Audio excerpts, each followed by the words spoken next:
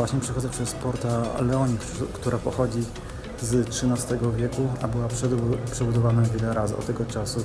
Między innymi było tutaj więzienie.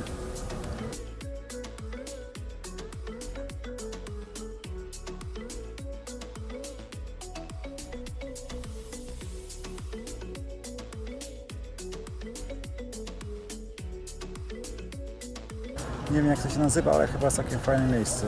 Zapewne wieczorami jest to masa ludzi.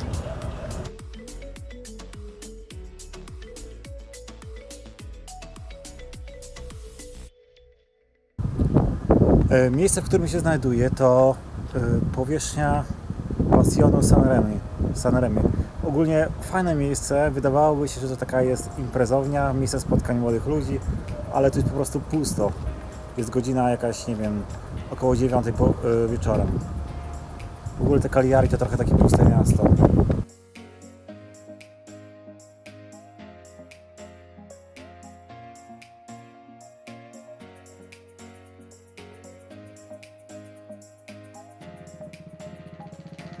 Znajduje się w Cagliari, który jest głównym miastem Sardynii.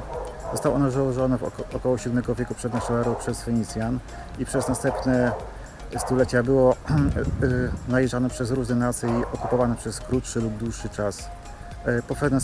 Po Fenicjanach region ten podbili Kartageńczycy, następnie w III wieku przed naszą erą na dłuższy okres czasu teren ten zajęli Rzymianie. Następnie już prawdopodobnie to był jakiś wiek V-VI. Teren ten został zajęty przez Wandalów, następnie Bizancjum, w wiekach średnich przez Aragonów, Hiszpanię, Królestwo Pizy, następnie m.in. przez Austrię, na krótko przez Wielką Brytanię, także przez księstwo Sabaudi. W roku 1861 został przyuczony do Zjednoczonych Włoch dzięki Giuseppe Garibaldiemu. To dosyć ciekawa postać, ponieważ to on także wspierał Polskę w dążeniach niepodległościowych. Miejsce, na którym znajduje się La Belvedere. Jest to wspaniały punkt widokowy na całe miasto. Winnie jest to jedna z najpiękniejszych panoram miasta. W ogóle, może nie wiem, Państwo tego nie widzą, ale w oddali widać most i to dosyć nowoczesny most nazwany imieniem policjanki, która została zamordowana przez mafię w Palermo w wyniku zamachu, a pochodziła z Cagliari. Także w oddali widać, na którym znajduje się coś jakby zamek. Warto sprawdzić, co to za miejsce.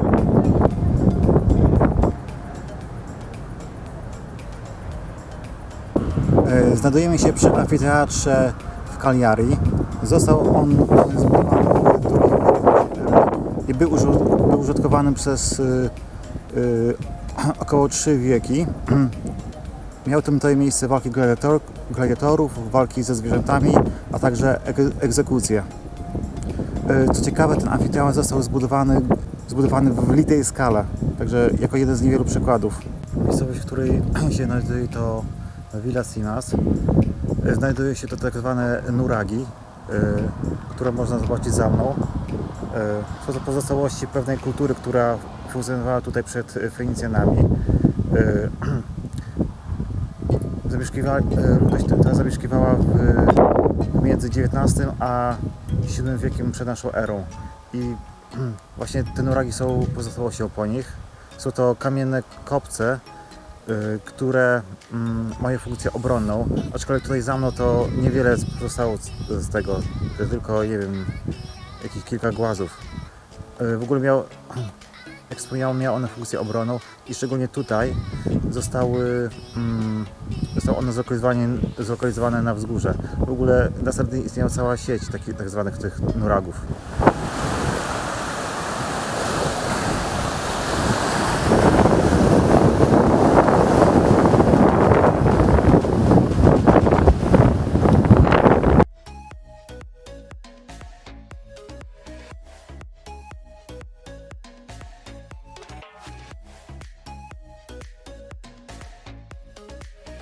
Całkiem piękne te kamieniczki. Z kolei za mną znajduje się kościół świętego Michała Archanioła. Można potem poznać po postaci, która znajduje się w górę części fasady, czyli Michał Archanioł na smoku.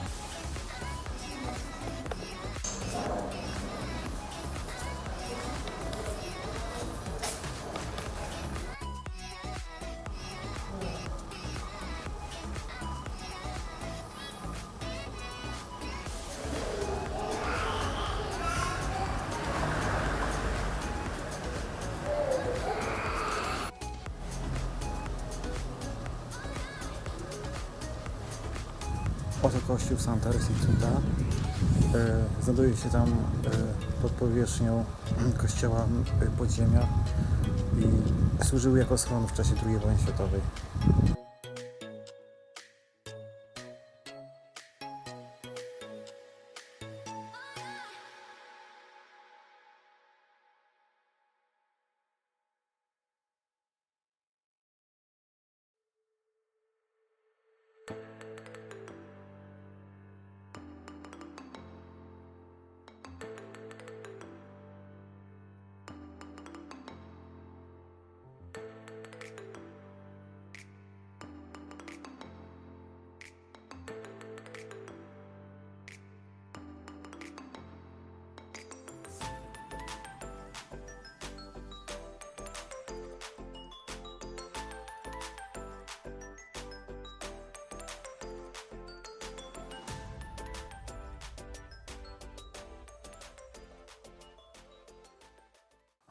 Miejsce, na którym znajduje się ta świątynia, było użytkowane od czasów pogańskich.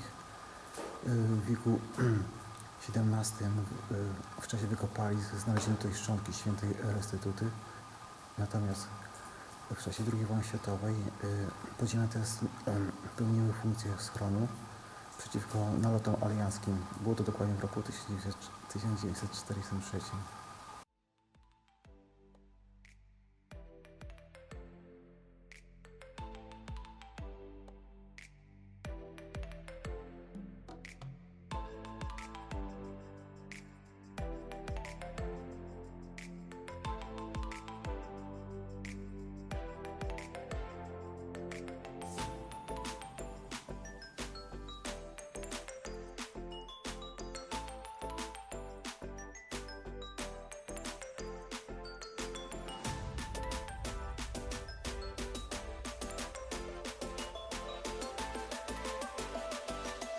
Zamek Saint-Michel został on zbudowany w XII wieku, aczkolwiek już wcześniej istniała tu prawdopodobnie świątynia według badań archeologów. W ogóle lata świetności przechodził w wiekach od XIV do XVI za czasów panowania hiszpańskiego. W latach późniejszych pełnił różne funkcje, m.in. szpitala w czasie plagi w połowie XVII wieku.